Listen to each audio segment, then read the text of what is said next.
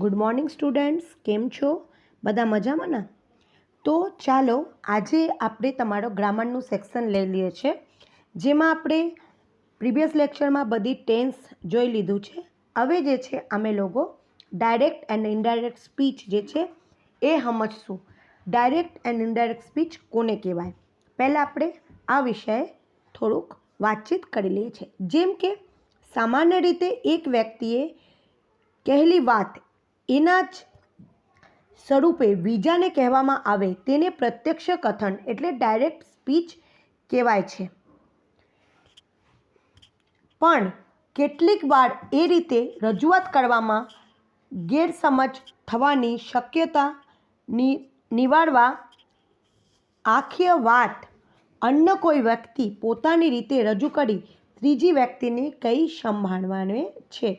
જે હું તમને કંઈ વાત કહું તે બાદ તમે કંઈ બીજાને જઈને કહો તો એ પરોક્ષ થઈ જાય છે, ને હું તમને જે વાત કહું છું એ પ્રત્યક્ષ થાય છે, એટલે એ ડાયરેક્ટ સ્પીચ કહેવાય છે. પછી એ વાત તમે બીજાને જઈને કહો છો તો એ પરોક્ષ થઈ જાય છે, ને આ વાતમાં પણ બીજું કહેવાય છે.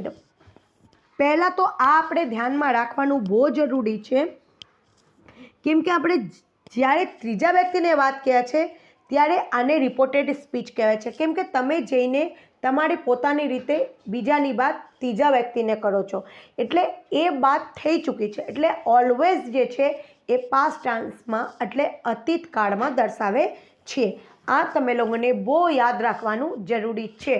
ને પહેલાં આપણે જોઈ લઈશું કે જ્યારે આપણે ડાયરેક્ટ સ્પીચ કરીએ છીએ, ડાયરેક્ટ સ્પીચથી ઇનડાયરેક્ટ સ્પીચમાં કોઈ આપણે કોટેશન નથી રાખતા, પણ જ્યારે આપણે ડાયરેક્ટ સ્પીચનો ઉલ્લેખ કરીએ છીએ ત્યારે આપણે કોટેશન રાખીએ છીએ, એમ કે એ વ્યક્તિને એ જ વાત કીધી છે. પણ જ્યારે આપણે ઇનડાયરેક્ટ સ્પીચ કરશું, ડાયરેક્ટથી ઇનડાયરેક્ટ કરશું, ત્યારે આપણે આ કોટેશન ન રાખીએ, કેમ કે એ પોતાની રીતે ત્રીજા વ્યક્તિને જે વાત કહે છે. સમજી ગયા? હવે ચાલો આપણે જોઈ લઈશું. તો તે અર્થમાં પરિવર્તન લેશ માત્ર અવકાશ ન હોય આ પ્રકારની રજૂઆતને પરોક્ષ કથન એટલે ઇનડાયરેક્ટ સ્પીચ કહેવામાં આવે છે, જે હું હમણાં તમે લોકોને કીધું. હવે જો એસેટિવ સેન્ટેન્સ એટલે પહેલાં આપણે જોઈ લઈશું વિધાન વાક્ય. વિધાન વાક્ય કોને કહેવાય? એટલે એસેટિવ સેન્ટેન્સ જે સાદો વર્તમાન કાળ હોય, જેમ કે સિમ્પલ પ્રેઝન્ટ ટેન્સ હોય એટલે એને સાદો વર્તમાન કાળ, સાદો ભૂતકાળ એટલે સિમ્પલ પાસ્ટ ટેન્સ, સાદો ભવિષ્યકાળ એટલે સિમ્પલ ફ્યુચર ટેન્સ. તો એસેટિવ સેન્ટેન્સ એટલે વિધાન વાક્યમાં આપણે આ 3 કાળ જોઈ લઈશું. ઠીક છે? તો પહેલાં આપણે જોઈ લઈશું ડાયરેક્ટ. ડાયરેક્ટ એટલે પ્રત્યક્ષ, એટલે કથનમાંથી ડાયરેક્ટ જે પરોક્ષ કથનમાં વાક્યનું રૂપાંતર કરવા મુખ્ય 2 ઉપયોગી નિયમો ગણાવી શકાય. જેમ કે પહેલાં જે છે આપણે કાળનું પરિવર્તન કરીએ છીએ, જેમ કે ચેન્જ ઓફ ટેન્સ એટલે સર્વનામનું જે પરિવર્તન થાય છે, જે ચેન્જ ઓફ પ્રોનાઉન્સ, પ્રોનાઉન્સ એટલે સર્વનામનું જે ચેન્જ થાય છે એ આપણે આજે જોશું કે કેવી રીતે આ આપણે કરશું. તો જો અમે આગળ વધીએ ને તે પહેલાં આટલું યાદ રાખી લ્યો, એ બહુ જરૂરી છે તમે લોકોને યાદ રાખવાના. જેમ કે જો હી સેઝ એના નીચે એક એરો ને રિપોર્ટિંગ વર્ડને શોર્ટ ફોર્મમાં શું કહેવાય ને? આરવી. ને એના પછી જો હી રાઇટ્સ વેલ એટલે direct speech. He says he writes well એટલે એ જે છે એ કીધું છે એ બહુ સરસ લખે એટલે ડાયરેક્ટ સ્પીચ. ડીએસ મતલબ ડાયરેક્ટ સ્પીચ. તો ડાયરેક્ટ સ્પીચના મુખ્ય ક્રિયાપદ જે છે એ અવતરણ ચિહ્નનો બહારનો રિપોર્ટિંગ વર્ડને ટૂંકમાં આરવી કહીશું. તો પ્રત્યક્ષ કથન જે ડાયરેક્ટ સ્પીચને ટૂંકમાં ડીએસ કહીશું. સમજી ગયા? આરવી એટલે રિપોર્ટિંગ વર્ડ, ડીએસ એટલે ડાયરેક્ટ સ્પીચ.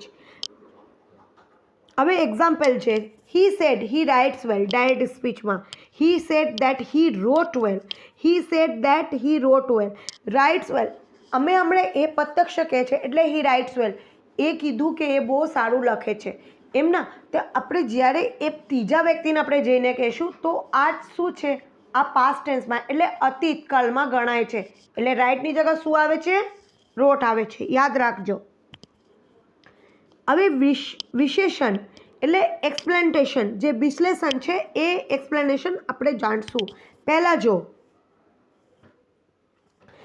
એક્સપ્લેનેશન આપણે જાણશું ઉપર આપેલા પ્રત્યક્ષ જે કથન છે ડાયરેક્ટ સ્પીચમાં આરબી સેડ એટલે સાદા ભૂતકાળમાં છે, એટલે સેડ પછી કોમા, સેડ પછી શું છે ને કોમા છે, કોમા છે એટલે ડાયરેક્ટ સ્પીચ જે છે અવતરણ ચિહ્નો એટલે ઇન્વર્ટેડ જે કોમા છે એ વચ્ચે આવેલું છે, એટલે ક્રિયાપદ રાઇટ એટલે સાદા વર્તમાન કાળમાં જ છે, એટલે ઇનડાયરેક્ટ સ્પીચમાં આપણે જોયું જે કોમા અને ઇન્વર્ટેડ કોમા નીકળી ગયા છે. તમે પહેલાં શરૂઆતમાં જ તમને કીધું કે જ્યારે ડીએસ હોય એટલે ડાયરેક્ટ સ્પીચ હોય એમાં ઇન્વર્ટેડ કોમા ને કોમા હોય છે, કેમ કે એ ઉલ્લેખ કરે છે એ વ્યક્તિનો વાત, એટલે એ જે દર્શાવે છે કોમાની અંદર એ કોટેશનમાં દર્શાવે છે. પણ જ્યારે આપણે ઇનડાયરેક્ટ સ્પીચ કરું છું ત્યારે આ બધું જ નીકળી જાય છે. બે વાક્ય વચ્ચે સંયોજક ધેટ મૂકવામાં આવ્યું છે, એટલે ડાયરેક્ટ સ્પીચનું જે ક્રિયાપદ રાઇટ્સ છે જે વર્તમાન કાળથી રોટ ભૂતકાળમાં ફેરવાઈ ગયું છે. સમજી ગયા? ફરીવાર કહું છું, ડાયરેક્ટ સ્પીચનું ક્રિયાપદ રાઇટ્સ વર્તમાનમાંથી રોટ એટલે ભૂતકાળમાં ફેરવાઈ ગયું છે, કેમ કે ત્રીજા વ્યક્તિને જઈને આપણે પરોક્ષ કહીશું, એટલે આમ સાથી થયું તે સમજીએ. હવે જો થર્ડમાં આરબી એટલે ભૂતકાળમાં હતું એટલે ડીએસનું ક્રિયાપદ રાઇટ્સ પણ ઇનડાયરેક્ટ સ્પીચમાં સાદા વર્તમાન કાળ સિમ્પલ પ્રેઝન્ટ ટેન્સ છે માંથી સાદા ભૂતકાળ એટલે સિમ્પલ પાસ્ટ ટેન્સમાં ફેરવાઈ ગયું છે.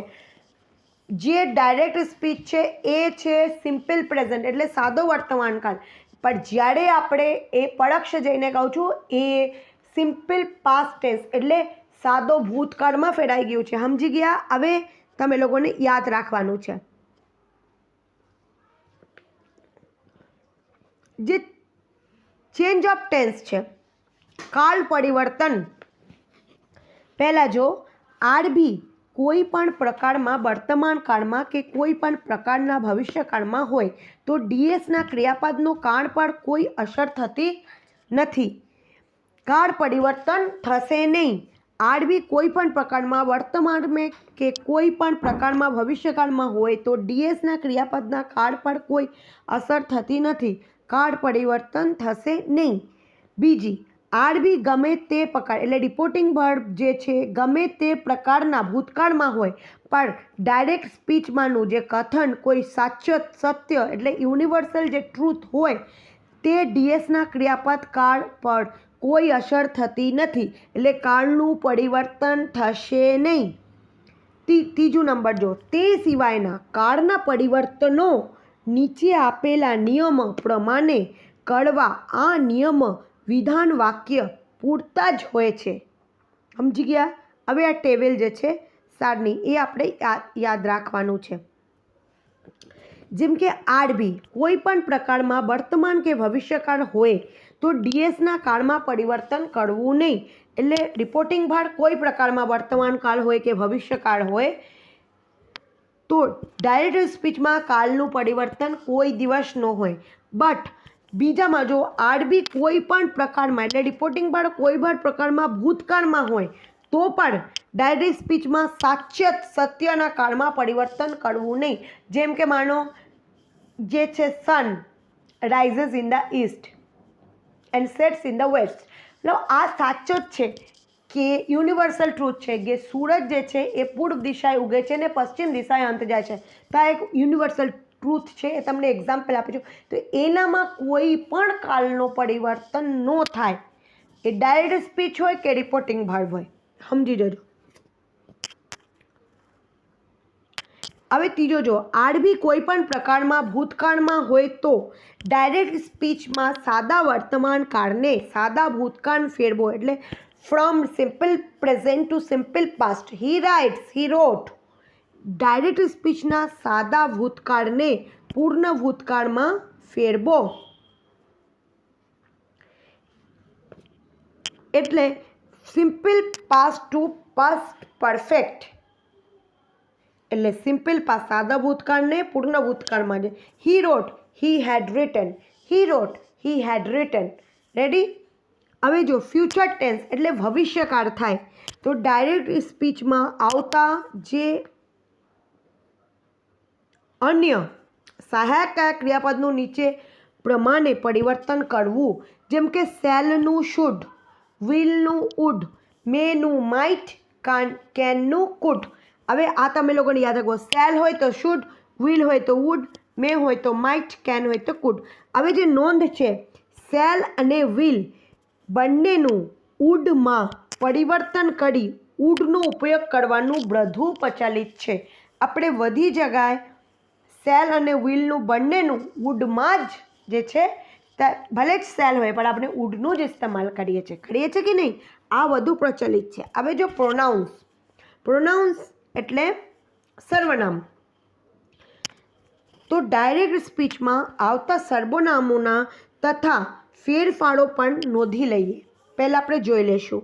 ફર્સ્ટ, ડાયરેક્ટ સ્પીચના જે પહેલા પુરુષ છે એટલે ફર્સ્ટ પર્સનના સર્વનામનો જે me, my, mine, myself, we, us, ours and આવરસેલ્ફનું રૂપાંતર જો તે થાય છે રિપોર્ટિંગ વર્બના કર્તા એટલે સબ્જેક્ટ જે પ્રમાણે હોય છે.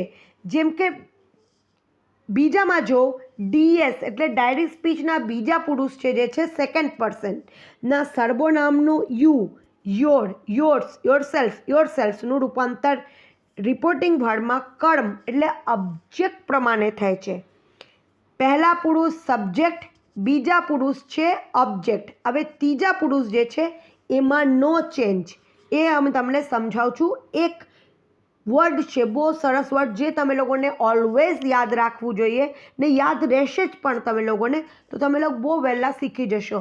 હવે જો થર્ડનું જો ડીએસ એટલે ડાયરેક્ટ સ્પીચના ત્રીજા પુરુષ જે છે એટલે કે થર્ડ પર્સનના સર્વનામનો હી, હિમ, હિઝ, હિમસેલ્ફ, સી, હાર, હર્સ, હરસેલ્ફ, ઇટ, ઇટસેલ્ફ, દે, ધેમ, ધેયર્સ, ધેમસેલ્ફનું રૂપાંતર થતું નથી. એટલે કે એ જે છે એના કોઈ પણ ચેન્જ થતું નથી. એટલે નીચેનું સૂત્ર ઓલવેઝ યાદ રાખવાનું તમે લોકોને રહેશે. એક તમે લોકોને બહુ જ સરસ એક એક્ઝામ્પલ તમને બતાવું છું એક સૂત્રનું. ફર્સ્ટ પર્સન સબ્જેક્ટ પ્રમાણે એસ યાદ રાખવાનું છે. ફર્સ્ટ પર્સન સબ્જેક્ટ પ્રમાણે એસ, સેકન્ડ પર્સન ઓબ્જેક્ટ પ્રમાણે ઓ, થર્ડ પર્સન નો ચેન્જનો એન. એટલે શું થયું? SON, સન. SON, સન. SON, સન.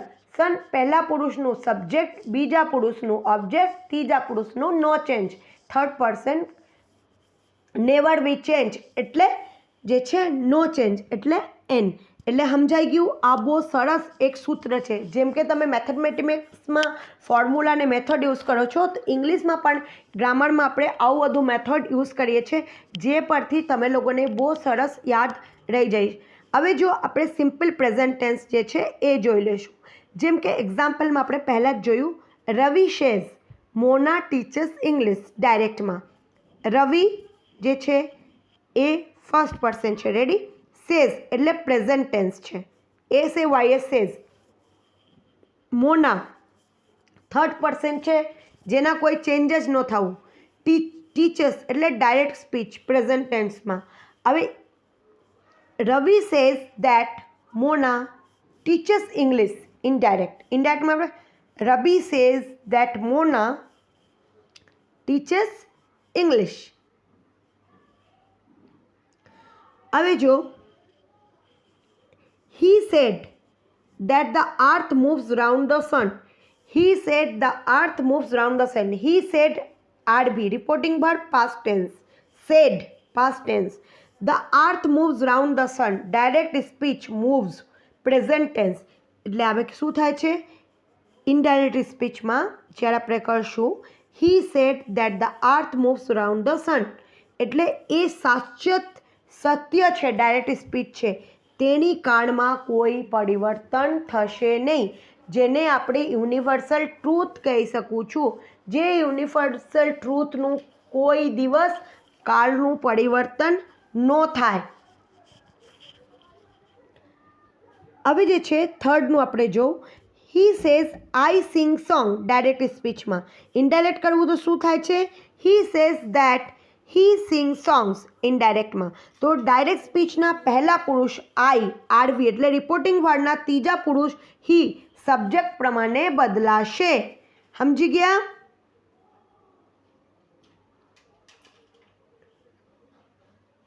હવે જે છે ફોર્થનું યુ સે ટુ મી. હવે જે છે you say to me you are clever ડાયરેક્ટમાં. યુ સે ટુ જ્યારે હોય છે ત્યારે આપણે ટેલનું ઇસ્તેમાલ કરીએ છીએ. શેનું ઇસ્તેમાલ કરીએ છીએ? ટેલ. સેડ હોય તો ટોલ્ડ. અહીંયા સેડ હોય તો આપણે ટોલ્ડ લખવાનું, સે ટુ હોય તો ટેલ લખવાનું. જેમ કે you say to me you are clever ડાયરેક્ટમાં you tell me that I am clever. Direct સ્પીચના બીજા પુરુષ યુ આરબીના ક્રમ એટલે ઓબ્જેક્ટ મી પ્રમાણે બદલાશે. હવે યાદ રાખો, પહેલું જે યાદ રાખવાનું છે એ પહેલાં ઉપરના વાક્યમાં સાદો વર્તમાન કાળ, સાચત સત્ય અને પર્સનલ પ્રોનાઉન્સનું રૂપાંતર કર્યું છે તેનો અભ્યાસ કરો. સમજી ગયા? બીજા, વાક્યમાં સે ક્રિયાપદ પછી કર્મ એટલે ઓબ્જેક્ટ હોય તો સે પછી ટુ પ્રીપોઝિશન આવશે. વાક્યમાં સે ક્રિયાપદ પછી કર્મ એટલે ઓબ્જેક્ટ હોય તો શું આવશે? ના, સે પછી ટુ પ્રીપોઝિશન્સ આવશે. હવે થર્ડનું, ડાયરેક્ટ સ્પીચમાં સે પછી કર્મ આવેલું હોય તો ઇનડાયરેક્ટ કરતી વેરાય સે ને બદલે ટેલ ક્રિયાપદ જે તેને કાળ પ્રમાણે આવશે. ફરીવાર કહું છું, ડાયરેક્ટ સ્પીચમાં સે પછી કર્મ આવેલું હોય તો ઇનડાયરેક્ટ કરતી વેરાય સે ને બદલે ટેલ ક્રિયાપદ જે તેને કાળ પ્રમાણે આવશે. હવે ચોથું, સે ક્રિયાપદ સકર્મક હોવા છતાં કર્મ ઓબ્જેક્ટ વિના આવી શકે છે, પણ ટેલ માટે કર્મ હોવું જરૂરી છે. જેમ કે હી ટેલ્સ આ રોંગ છે. He tells me right. He says right. He says to me right. He said him wrong. નોંધ એટલું છે જે ટેલ ક્રિયાપદ સાથે ટુ પ્રિપોઝિશન કરી વપરાય નહીં. ફરીવાર કહું છું, ટેલ ક્રિયાપદ સાથે ટુ પ્રિપોઝિશન કદી વપરાય નહીં. સરખાવો. He says to me you are great. He tells me that I am great. Ready? હવે જે છે આપણે સિમ્પલ પ્રેઝન્ટ ટેન્સ જે છે એ જોઈ લેશું.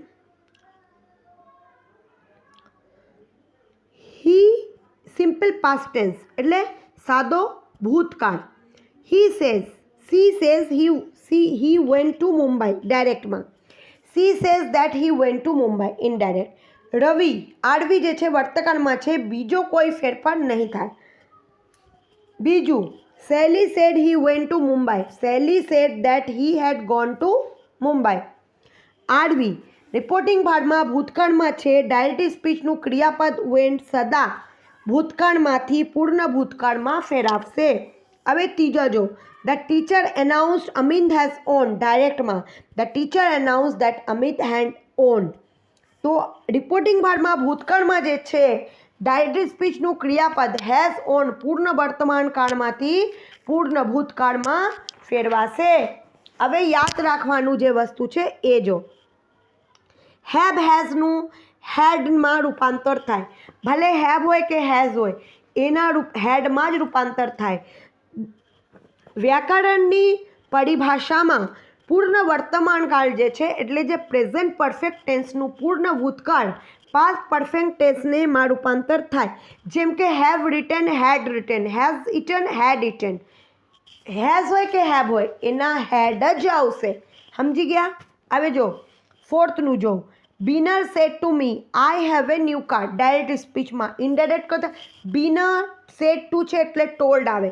બીનર told me that she had a new car indirect. Fifth number, Kanu said we played cricket today direct. હવે indirect કરવું હોય તો Kanu said that they had played cricket that day એટલે ટુડેનું દેટ ડે એ આવે. તમે લોકોને એક ટેબલ હું કોટેશન હારે બતાવું છું, એક તમારો બોક્સ છે એ તમે લોકોને સારી રીતે સમજાવશું. વી હતું એટલે પ્લે દે આવી ગયું. વી એટલે અમે લોગ, દે એટલે વે લોગ. એટલે હવે જે યાદ રાખો, નોંધ ડાયરેક્ટ સ્પીચમાં નજીક પર્ણનો ભાવ દર્શાવતા શબ્દોને ઇનડાયરેક્ટ સ્પીચમાં થતો ફેરફાર નીચેના કોષ્ટક પરથી સમજાવશે. જેમ કે જૂનો વાક્ય જે છે 5, ટુડે ધેટ ડે. ડાયરેક્ટ સ્પીચમાં ધીસ, ઇનડાયરેક્ટ સ્પીચમાં that. These, those. Today that day, tomorrow the next day, the day after, yesterday the day before, the previous day, last the previous, ago before, now then, here there, come go. તો આ જે છે તમે લોકોને આજે અમે 2 કાળનું બતાવ્યું. તો તમે લોકોને આ જે 2 કાળ છે સિમ્પલ પ્રેઝન્ટ ટેન્સ અને સિમ્પલ પાસ્ટ ટેન્સમાં ડાયરેક્ટ ઇનડાયરેક્ટ સ્પીચમાં હું જેટલા વધુ એક્ઝામ્પલ હારે તમે લોકોને સમજાવ્યું બધું તમારે લોકોને લખવામાં રહેશે હોમવર્કમાં. એના પછી આ જે ટેબલ છે આ જો છે તમે લોકોને કોષ્ટક, એ કોષ્ટક પણ તમને 2 વાર લખવામાં રહેશે. એના પછી બીજા લેક્ચરમાં આપણે સિમ્પલ ફ્યુચર ટેન્સ ને એના પછી બધું બહુ વધારે છે, પ્રશ્નાર્થક વાક્ય છે, આજ્ઞાર્થક વાક્ય છે, બધું એક એક એક્ઝામ્પલ સાથે સમજશું. તો આજનું લેક્ચર જે છે ત્યાં જ પૂરું થાય છે. નેક્સ્ટ લેક્ચરમાં આપણે બીજું જે છે ઇનડાયરેક્ટ ડાયરેક્ટ સ્પીચમાં એક્સપ્લેનેશન કરશું. સો take care yourself. Good bye all. Stay safe.